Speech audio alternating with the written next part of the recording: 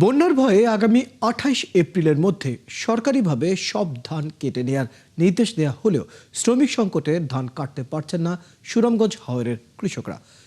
এদিকে অতি ভারী বৃষ্টির কারণে সুরমা, কুশিয়ারা, বাউলাই নদীসহ অন্যান্য নদ নদীর পানি দ্রুত বাড়ার পূর্বাভাস দিচ্ছে পানি উন্নয়ন বোর্ড। কিন্তু নিচু ও জলাবদ্ধ জমির ধান কাটতে পারছে না হারভেস্টার, যে কারণে পাকা ধান ঘরে তোলা নিয়ে শঙ্কায় পড়েছেন বহু চাষি। শহীদ নূর আহমেদের তথ্য ও ছবিতে প্রতিবেদন। সুনামগঞ্জের হাওরে হাওরে পাকা ও আধা পাকা ধানের মৌ মৌ গন্ধ। কষ্টের এই ফসল ঘরে তোলা নিয়ে দেখা দিয়েছে শঙ্কা। আবহাওয়া অধিদপ্তর ও বৈশ্বিক আবহাওয়া সংস্থাসমূহের বরাত দিয়ে আগামী ৭ দিনের ভারী বৃষ্টিপাতের পূর্বাভাস দিয়েছে।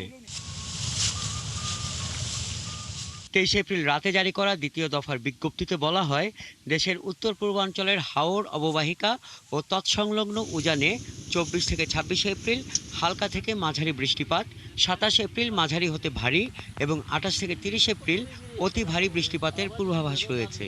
তাই ২৮ এপ্রিলের মধ্যে হাওরের ৮০% পাকা ধান দ্রুত কাটার অনুরোধ করেন পানি উন্নয়ন বোর্ড কর্মকর্তা।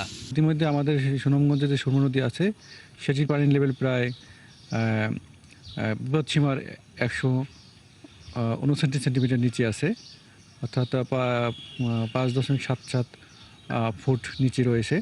তো যদি এই ধরনের বৃষ্টিপাত হয় তাহলে আমরা আশা করতেছি যে আগামী ২৮ তারিখে এই সুনামগঞ্জে নদীর পানি, সবগুলো নদীর পানি বিপদসীমার উপর দিয়ে অতিক্রম করতে পারে।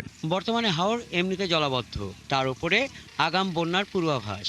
এর মধ্যে জলমগ্ন জমিতে হারভেস্টার দিয়ে ধান কাটা যাচ্ছে না।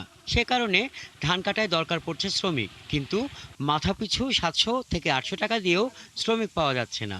বর্তমান অবস্থা খুবই আসলে খারাপ, কারণ একটা তো শ্রমিকও মিলেন না, মেশিনও আরও নাই, ডুবরা লাগাইলে আরও মানে যারা গৃহস্থ করছে এরা তো আসলে খুবই হতো। সারা আবর ফাঁক না, কিন্তু মানুষ ধান কাটতে পারেন না, শ্রমিক মিলেন না, মেশিন মিলেন না। আর কিন্তু পাওয়া যায় না পানির কারণে মেশিন মিলেন না, মিললেও এরপরেও অন্য অন্য জায়গায় যায়, কিন্তু ঠান জায়গা একটা হলো ডুবা জায়গা, এর গতিকে তা মিলেন। হাওরের শ্রমিক সংকট মেটাতে প্রয়োজনীয় পদক্ষেপ নেওয়ার আশ্বাস দেন কৃষি সম্প্রসারণ অধিদপ্তর কর্মকর্তা।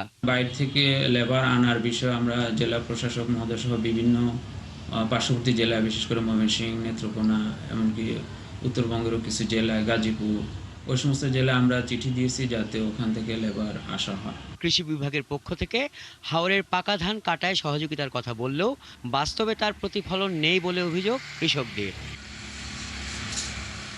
হাসান আহমেদ, ৭১।